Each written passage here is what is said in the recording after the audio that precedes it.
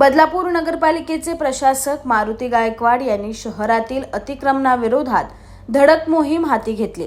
शहरातील अनधिकृत टपऱ्या आणि हातगाड्यांवर कारवाई केल्यानंतर पालिकेनं आता आपला मोर्चा शहरातल्या मुख्य चौकाकडे वळवलाय।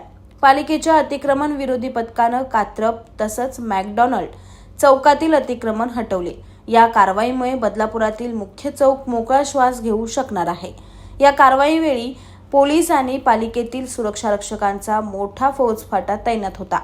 बदलापूर नगरपालिकेमार्फत गेल्या 3 महिन्यांपासून अतिक्रमणाविरोधात धडक कारवाई सुरू आहे।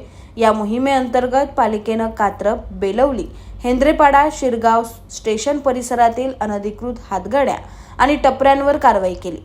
आता नगरपालिकेनं शहरातील मुख्य चौक प्रशस्त करण्याची मोहीम हाती घेतली आहे। त्यानुसार कात्रपच्या घोरपडे चौकातील भारतीय स्वीट समोरील अतिक्रमण हटवण्यात आलंय। तसंच मॅकडॉनल्ड समोरील अतिक्रमणही जेसीबीच्या मदतीनं काढून टाकण्यात आलंय। या ठिकाणी एका बांधकाम व्यावसायिकानं इमारतीच्या बेसमेंट लगत असलेल्या जागेवर कॉन्क्रिटीकरण केलं होतं। मुख्याधिकारी मारुती गायकवाड यांनी सुरू केलेल्या या धडक मोहिमेचं शहरातल्या नागरिकांनी कौतुक केलंय। शहरातील मुख्य चौक मोकळे झाल्यानंतर या ठिकाणी लवकरच सिग्नल यंत्रणा बसवण्यात येणार आहे।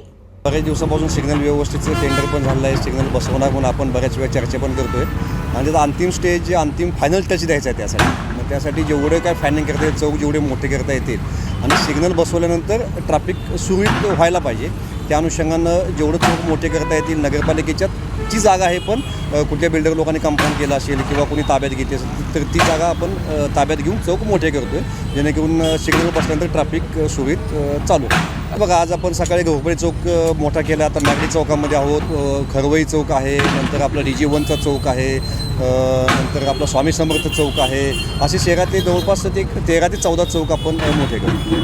Bureau report, AB fast news, Badlapur.